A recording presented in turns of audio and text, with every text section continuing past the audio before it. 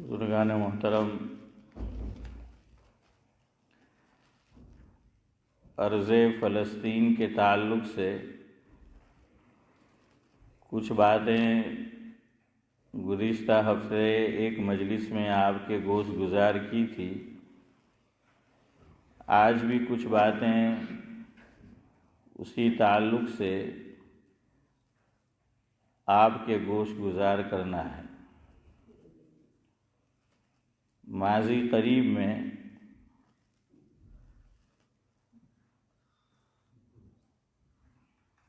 ایک بڑی علمی شخصیت گزری ہے جن کا تعلق پال سے تھا، سورت کے قریب، اور نادر جامعہ حسینیہ میں جنہوں نے کم و بیش 50 سال تدریسی خدمت انجام دی، جس سے میری مراد حضرت مولانا احمد اللہ صاحب راندیری نور اللہ مرقدہ ہے۔ تھے پال کے، لیکن پھر بعد میں راندیر ہی کو اپنا وطن بنا لیا تھا۔ حضرت رحمۃ اللہ علیہ واعظ، تقریر اور بیان سے پہلے حضرت کی عادت تھی کہ کچھ اشعار پڑھتے تھے، ہے نا؟ بس میں دیکھا ہے نا آپ نے؟ ہاں، سنا بھی ہوگا۔ ان کو بلبلے گجرات کہا جاتا ہے۔ آپ تو اللہ اکبر کہہ رہے، لیکن میں سوچتا ہوں کہ ملا ملا نام تو وہ بھی ہے،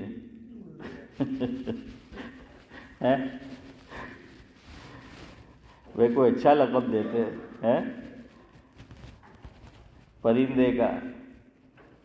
جیسے ایک صاحب کا انتقال ہو گیا ہے، بڑے عالم تھے، ہمارے یہاں اس مسجد میں بھی تشریف لاتے تھے، شیر پنجاب، تو شیر خیر، تو حضرت مولانا احمد اللہ صاحب راندیری نور اللہ مرقدہ وہ کچھ اشعار سنایا کرتے تھے، کبھی حمدیہ کلام، کبھی نعت نظم۔ آپ صلی اللہ علیہ وسلم کے 2 معجزے یہ بڑے معجزے شمار کیے جاتے ہیں۔ ویسے آپ کے معجزات بہت سارے ہیں۔ معجزات یہ جملہ ہی بتا رہا ہے کہ ایسا عمل جس کے آگے عقل عاجز ہو جائے۔ کیا ہو جائے؟ عاجز ہو جائے۔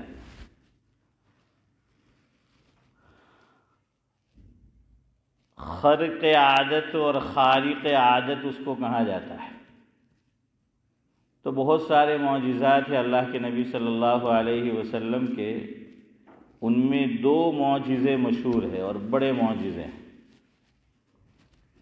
ایک ہے قرآن کریم، ایک ہے قرآن کریم، اور دوسرا معجزہ ہے معراج۔ کون سا معجزہ؟ معراج۔ اور معراج حضور کو کہاں سے ہوئی ہے؟ ہاں، مسجد اقصی سے، بیت الحرام سے مسجد اقصی اور پھر مسجد اقصی سے۔ تو حضرت مولانا احمد اللہ صاحب راندیری رحمۃ اللہ علیہ کا ایک نعتیہ کلام جو حضرت سنایا کرتے تھے، پڑھا کرتے تھے بیان سے پہلے، اس میں معراج کا تذکرہ ہے، اور ہماری جو گفتگو رہے گی آج کی وہ ارض فلسطین کے تعلق سے ہے۔ مسجد اقصی کا بھی اگر وقت رہا تو انشاءاللہ ذکر آئے گا۔ تو میں حضرت مولانا احمد اللہ صاحب راندیری نور اللہ مرقدہ جو کلام پڑھتے اور سناتے تھے وہ آپ کی خدمت میں اولاً پیش کرتا ہوں۔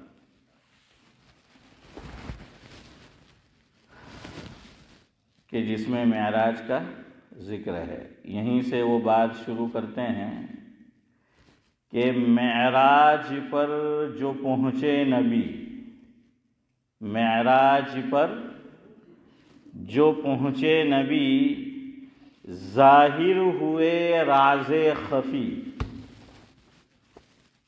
معراج پر جو پہنچے نبی ظاہر ہوئے راز خفی، بولے ملائک سب یہی بلغ العلا بکمال. حوریں کھڑی تھیں صف بصف، حوریں کھڑی تھیں صف بصف، تھا جام کوثر کف بکف، یعنی ہاتھ میں لیے ہوئے کہ حوریں کھڑی تھیں صف بصف، تھا جام کوثر کف بکف، بولیں زہے عز و شرف کشف الدجا بجمالی. رضوان نے دی بڑھ کر صدا. رضوان کون مراد ہے؟ نورانی بھائی کا لڑکا ہے؟ رضوان سے کون مراد ہے؟ ارے بولو یار. ہاں لیکن کون سا؟ دو داروغہ ہے، دو ہے تو اس میں سے متعین کرو کون سے والا. ہاں جنت، جزاک اللہ. ایک تو جہنم اس کا نام مالک ہے، اس کا نام کیا ہے؟ مالک ہے، وہاں بھی داروغہ ہے. ہمارے ایک بزرگ نے سنایا، سعد اللہ صاحب گجرات کے ہیں، میں نام نہیں لے رہا، طریقے کہ اپنے جو مسلمان، اللہ نہ کرے اللہ سب کو جنت نصیب کرے، ایمان والوں کو اولین مرحلے میں ویسے تو ہوگی ہی، لیکن کہا کہ وہاں اللہ کو کوئی داروغہ رکھنے کی ضرورت بھی نہیں اگر جہنم میں جا دیتے. کہ کیوں؟ کہ اگر جہنم میں سب کو ڈالا ہے، اب سب ہے، ایک نکلنے کی کوشش کرتا ہے تو 10 پاؤں کھینچ کے نیچے واپس لے ہوتا ہے. حسین بھائی کیا کرتے؟ 10 آدمی پاؤں کھینچ کے اور سیدھے واپس نیچے، وہ اوپر بڑھ ہی نہیں پاتا، وہ جا ہی نہیں پاتا. تو خیر رضوان جنت کا، ہاں کہ رضوان نے دی بڑھ کر صدا، رضوان نے دی بڑھ کر صدا، کیا نور ہے صلی علی، شمس و قمر ان پر فدا، یعنی حضور پر چاند سورج. کہ رضوان نے دی بڑھ کر صدا، کیا نور ہے صلی علی، شمس و قمر ان پر فدا، حسنت جمیع خصالی. محبت نبی کی ہے اگر، ابھی ہمارے لیے اللہ کرے کہ ہمارا حال ایسا ہی ہو جائے جو اس میں کہا گیا ہے کہ محبت نبی کی ہے اگر، طاعت نبی کی جلد کر. محبت نبی کی ہے اگر، یا نبی سے ہے اگر، طاعت نبی کی جلد کر، سنت ہے سب سے خوب تر، صلو علیہ وآلہ. درود شریف پڑھ لیں. اللہم صلی علی محمد وعلی آل محمد کما صلیت علی ابراہیم وعلی آل ابراہیم انک حمید مجید.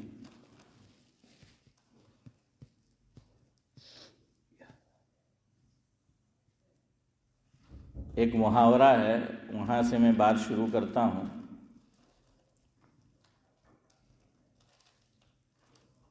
شرف المکان بالمکین. کیا محاورہ ہے حسن بھائی؟ شرف المکان بالمکین. مفہوم یہ ہے مکان میں شرافت اور بزرگی مکین کی وجہ سے آتی ہے. سمجھاتا ہوں کوئی بات نہیں، سمجھاؤں گا میں کہ مکان میں شرافت، بزرگی، برکت، یہ اشفاق بھائی کس کی وجہ سے آتی ہے؟ مکین. تو چلو آپ کو سمجھا دوں مکان اور مکین کسے کہتے ہیں. مکان تو جانتے ہو آپ لوگ ہیں فاروق بھائی؟ ہاں آج تو 2 فاروق ہیں 2 حسن ہیں. تو بہرحال شبیر چچا کیا ہے کہ مکان اور مکین، ہم جس میں رہتے ہیں ہماری جو رہائش گاہ ہے وہ مکان ہے، گھر، ہوم ہے نا.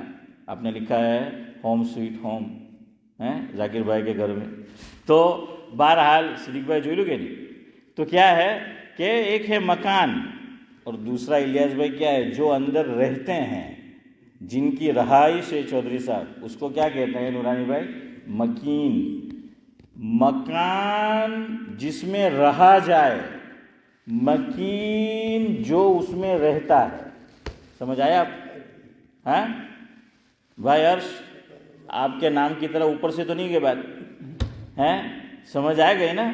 ڈاؤن ٹو ارتھ ہے ہم.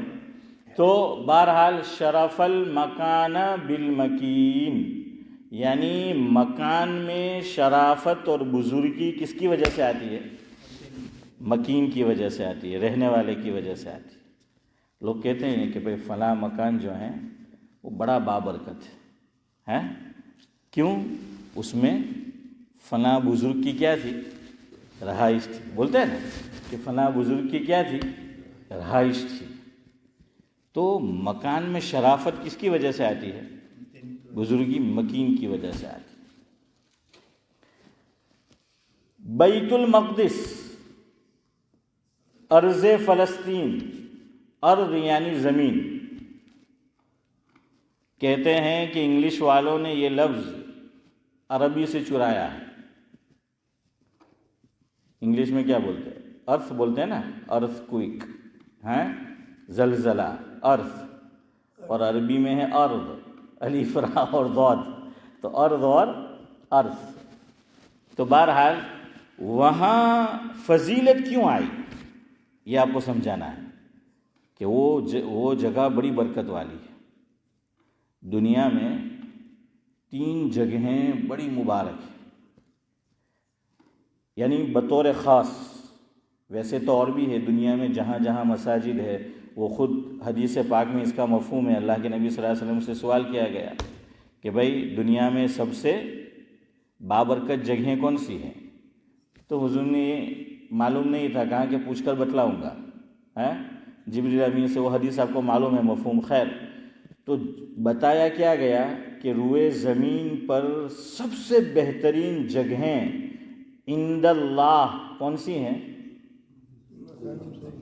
نہیں، جہاں مساجد ہے، اللہ کے گھر جہاں کہیں ہیں.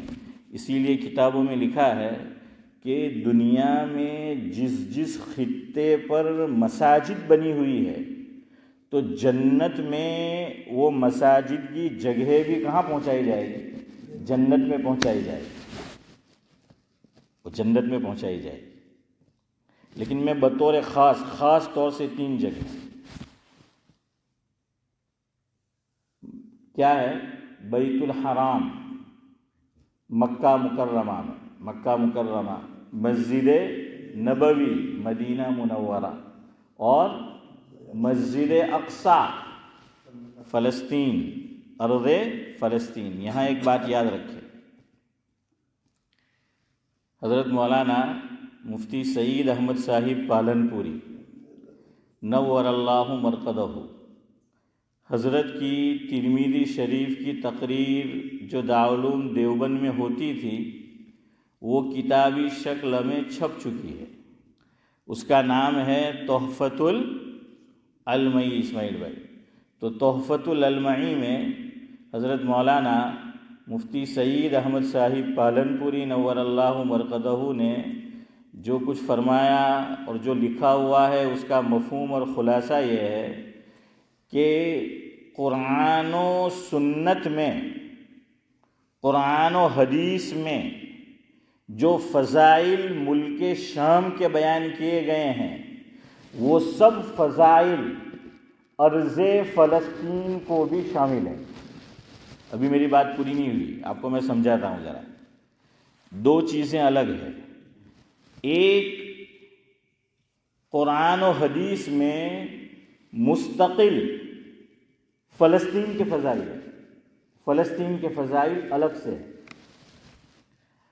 اور ایک ہے ارض شام کے فضائل۔ کس کے فضائل؟ شام۔ شام جو ہیں اس کا معنی ہی ہوتا ہے بابرکت۔ شام کا معنی کیا؟ بابرکت۔ تو ملک شام عہد نبوی میں جب آپ صلی اللہ علیہ وسلم روئے زمین پر تشریف لائے، آپ کو اللہ نے وجود بخشا اور آپ کو نبوت عطا کی، عہد نبوی میں یہ سب ملک شام کا حصہ تھا۔ یہ جو فلسطین ہے یہ بھی کیا تھا؟ ملک شام کا حصہ تھا، لیکن اب اس کے 4 حصے ہو گئے۔ اب فی الحال جو موجودہ دور ہے اس میں شام کے کتنے حصے ہو گئے؟ 4 حصے ہو گئے۔ اس لیے یاد رکھو کہ جہاں پر قرآن و حدیث میں ملک شام کے فضائل ہوں گے تو اس کے عموم میں فلسطین بھی اشفاق بھائی کیا ہوگا؟ داخل ہوگا۔ اچھا، پھر فلسطین کے الگ سے بھی فضائل ہیں۔ فلسطین کے پھر کیا ہے؟ الگ سے بھی فضائل ہے۔ جیسے حضرات صحابہ کرام رضوان اللہ تعالی علیہم اجمعین، تمام کے الگ فضائل بھی ہے کہ حضور نے فرمایا کہ الصحابۃ کلہم عدول، او کما قال علیہ الصلاۃ والسلام، اور بھی دیگر فضائل ہے۔ لیکن پھر صدیق اکبر کے الگ فضائل، حضرت فاروق اعظم رضی اللہ تعالیٰ عنہ کے کیا ہے؟ الگ فضائل ہیں۔ اور فاروق اعظم کا ہے تو کیا فضائل؟ کہ مفہوم ہے حضور نے فرمایا کہ جس گلی سے عمر گزرتے ہیں تو شیطان بھاگ جاتا ہے، ہاں شیطان وہاں سے نہیں گزرتا۔ اور علماء نے ایک تجربہ لکھا ہے، یہ کوئی حدیث کی بات نہیں ہے، سنو تجربہ ہے۔ بعض مرتبہ آدمی صحت مند ہوتا ہے، نوجوان ہوتا ہے، تو حاجت بہت ہوتی ہے۔ حاجت یعنی معنی یہ ہے کہ منی نکلتی ہے۔ صبح رات کو سویا اور نیند میں کیا نکل آئی؟ منی نکل آئی۔ اب اس کی وجہ سے غسل کیا ہو جائے گا؟ فرض ہو جائے گا۔ اب صبح اٹھا، اب نماز کا وقت بعض مرتبہ بہت کم ہوتا ہے، غسل کرنے جائے گا تو نماز کا وقت کیا ہو جائے گا؟ آپ سمجھ آیا؟ نکل جائے گا، چلا جائے گا۔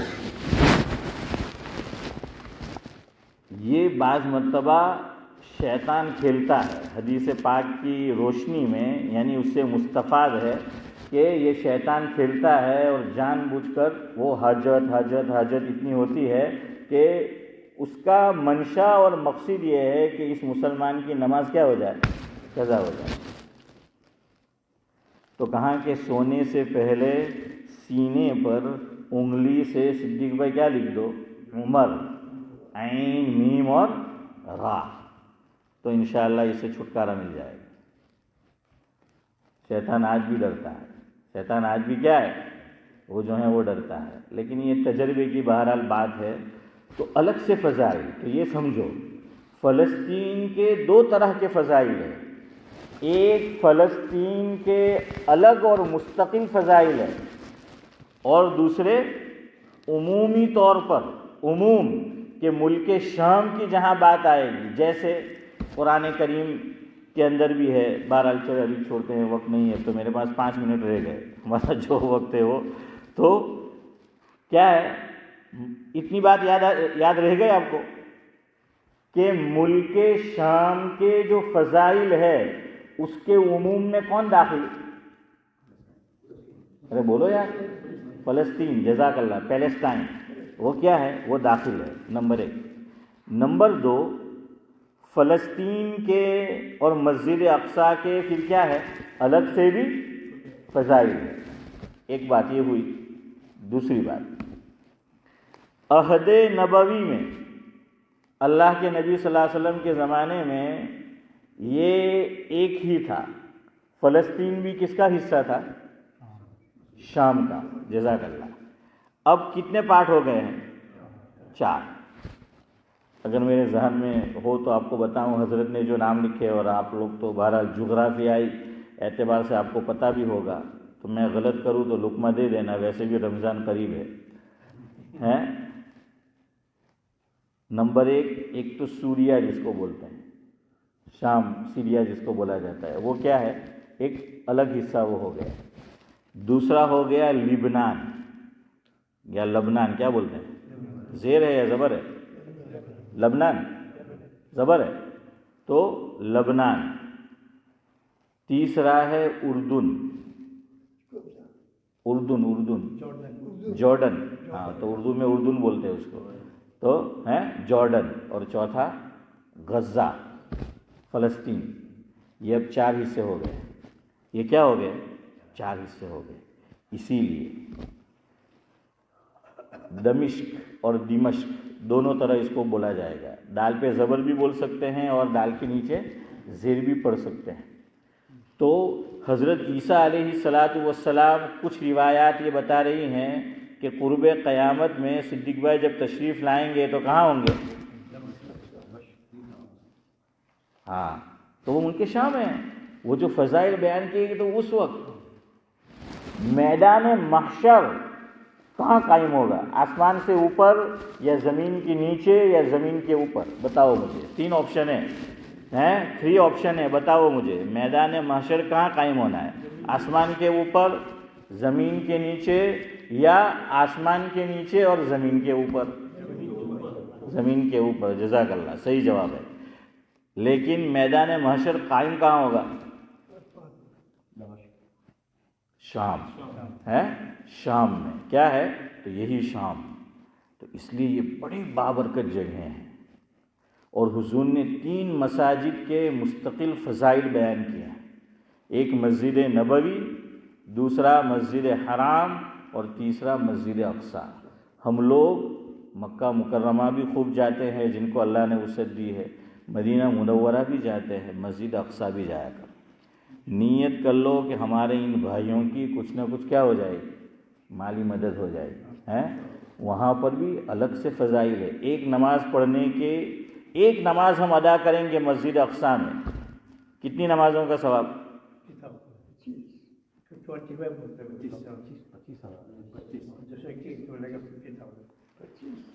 ڈالر નો ભાવ તો 120 થી નીચે હોય તો અશફાક ને કે ભાઈ નહીં મોકલવાના, ફારૂકભાઈ ને તમે નમાઝનો ભાવ યાર શબ્દી તેજા બહુ ઓછો લગાવો યાર।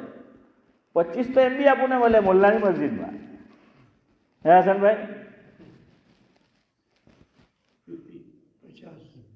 और 0 बढ़ाओ, ये हुई ना बात है? कितनी? एक नमाज की, एक नमाज का। तो इसलिए ज़रूर जाओ, नीयत करो कि हमारे उन मजलूम भाइयों की क्या हो जाएगी? कुछ न कुछ मदद हो जाएगी। और हम नीयत करो वो जगह भी देखेंगे जहाँ हमारे महबूब के कदम मुबारक जो हैं वो वहाँ पर क्या है? पहुँचे हैं। हुजूर वहाँ चले हैं, हज़रत उमर फ़ारूक भी जो हैं वहाँ पर पहुँचे हैं। और वो मकाम मस्जिद अक्सा जहाँ हज़रत आदम अलैहिस्सलातु वस्सलाम से लेकर हज़रत ईसा अलैहिस्सलाम तक हर पैगंबर ने मस्जिद अक्सा वो मस्जिद है कि हज़रत आदम अलैहिस्सलातु वस्सलाम से लेकर हज़रत ईसा अलैहिस्सलातु वस्सलाम तक, और फिर सय्यदुल अंबिया महबूबे दो जहां हज़रत नबी करीम सल्लल्लाहु अलैहि वसल्लम समेत कि मस्जिद अक्सा में अगर मैंने और आपने नमाज पढ़ी तो मैंने और आपने उस मस्जिद में नमाज अदा की, समझो जहाँ पर तमाम अंबिया ने नमाज अदा की। पता है ना कि हुजूर को जब मेराज हुआ है, और अभी आपने बताया मस्जिद अक्सा से तो तमाम अंबिया को क्या किया गया था? जमा किया गया था। पता है ना, तमाम अंबिया क्या हुए थे? जमा हुए थे। और इमाम कौन बना था? हज़रत नबी करीम सल्लल्लाहु अलैहि वसल्लम। मुअज्जिन कौन था?